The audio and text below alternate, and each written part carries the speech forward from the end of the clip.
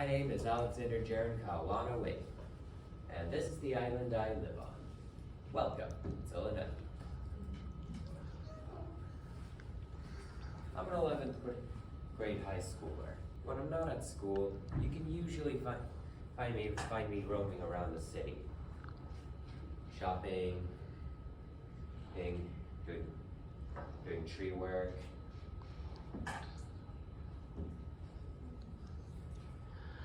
And doing chores. Thanks, Mom. You're welcome.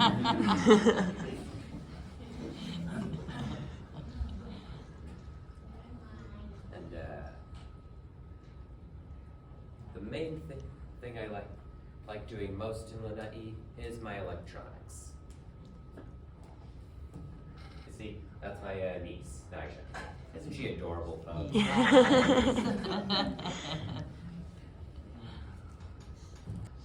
For the next 3 slides, I'm going to be talking about my perspective on Kahoʻolawe. Let's do that. I'll have to explain it first. So on day 1, the boat right there was really long. I almost fell asleep. At first, I thought the ring-shaped island was going to be it, but we passed it. And it turned out that island was full of bikini. And then I thought we were just going to Lanai. Then we also passed it, which sort of made me think that Kahoʻolawe was going to be past Lanai, or so I thought. Until we parked at the beach. Started unloading, we got a huge tour of the camp.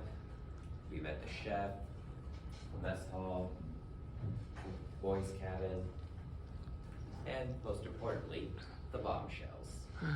Yeah, that's right, there's bombshells.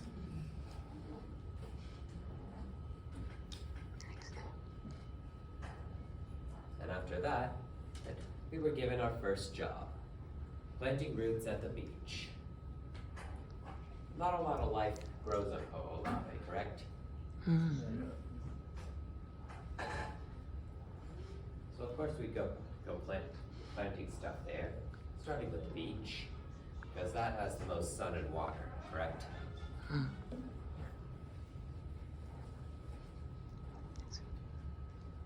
After that, we ate dinner, and fun fact, the chef, Mars, he's one of the best chefs in the Hawaiian Islands. I'm not even kidding. His cooking is so delicious. Yay. Honestly, couldn't pick favorites.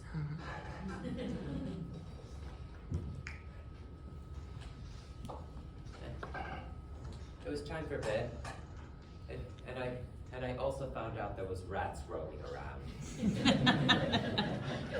Well, not rats, I mean mice, which gave me huge insomnia. That plus all the noise there. Snoring, walking, people going in and out of the cabin. I was up all night and ended up getting sleep deprived the next day.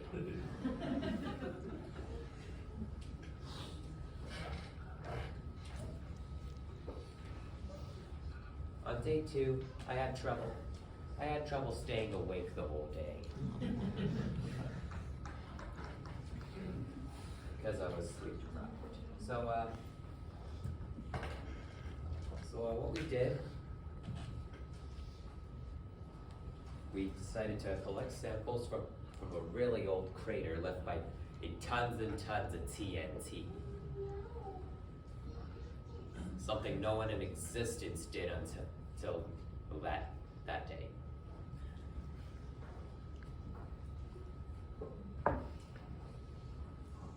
When we did collect those samples, we moved on to doing what Dad does best, tree work.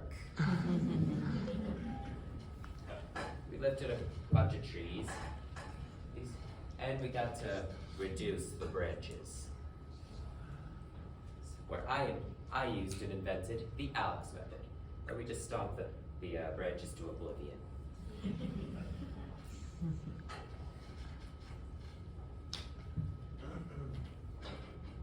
And the second I got to camp, I went straight to bed and slept the whole day. And by the time I was wide awake and full of energy, it was bedtime.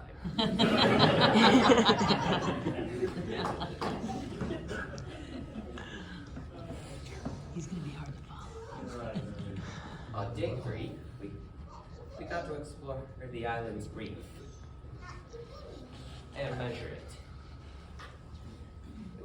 It was a pretty good experience. The reef was big and beautiful, and I've also never seen so many pencil urchins before. On Lanai, there's only like 1 or 2, but on Kahoʻolawe, there's 10 times that, 10 or 20. Honestly, I was amazed.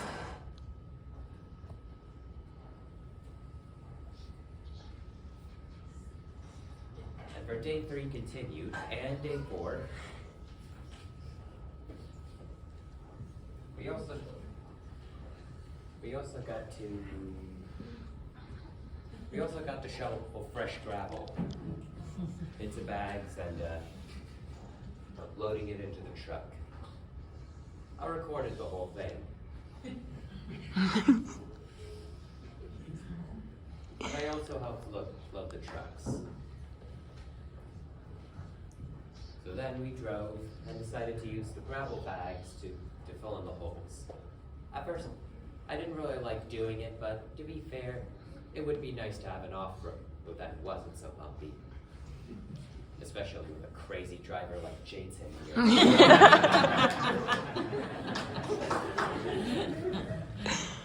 And before I knew it, we were at the summit of the island. It was honestly quite the sight, as you can see over here. The journey meeting everyone was the most awesome I've ever felt.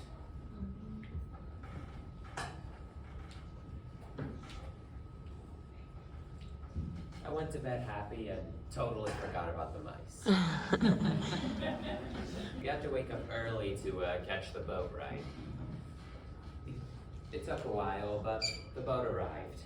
We loaded the stuff, got on, and not only was the boat ride back longer, but it was also wetter and bumpier. Lots of splashing, and I nearly lost my sanity.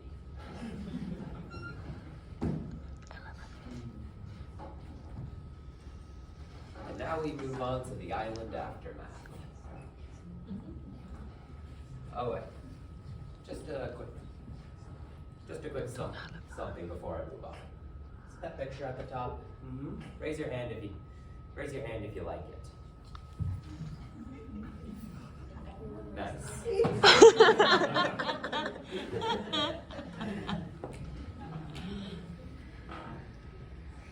So for the next week and a half, we were pretty exhaustingly active.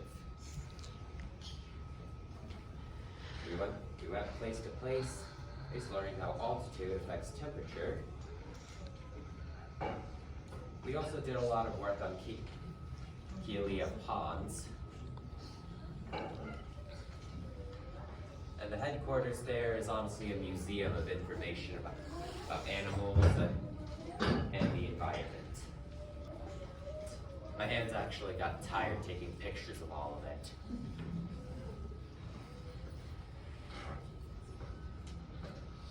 As for the pond, if you map it out, it looks and feels like an oven, given that the scorching sun out there is not something you want to mess around with. But we also took water samples from the pond. And keep in mind that pond was surrounded with dead fish for a reason.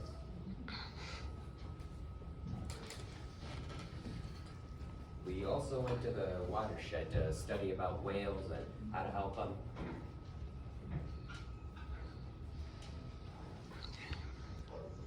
It was a great experience overall. One memorable moment was me paddling a canoe But don't worry, I didn't do it alone. Of course, I had help.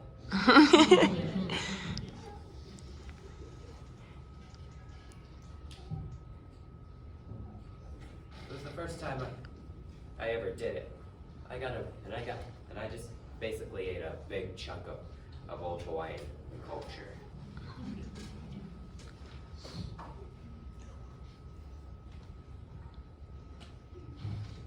My entire left back was sore afterwards, but it was worth it because the race back, well, heck, me and my team won.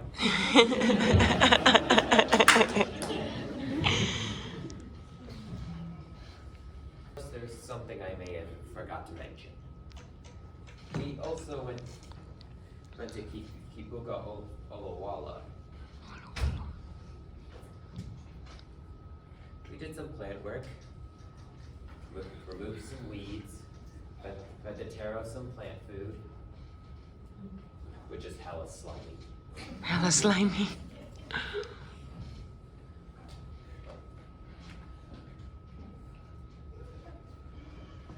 And of course, we went back to the Kahoʻolawe for the third time to prep up for some more plant work. We were gonna plant more grass, but it wasn't on a beach this time. No, this time it was a graveyard of wood.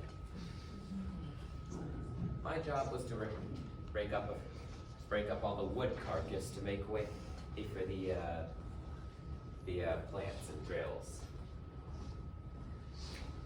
Where me, along with my many friends, dug out a 10 feet long log. 2 of them.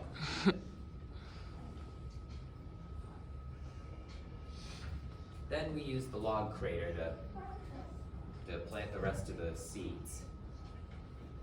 It was a record-breaking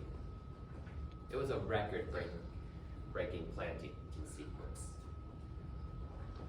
And we ended up getting it done before we even knew it. After that, all I had to do was pin down the lines, and then I took a nap under a bush. So then we took the water samples from Kahoʻolawe into the lab, where we used freezing to extract it. Then Jevel taught me how to make a weird jello-like substance called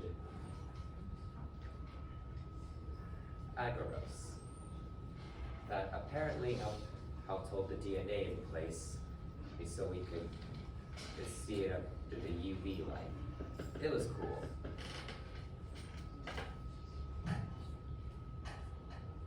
We all got cool lab coats and glasses too, like real scientists.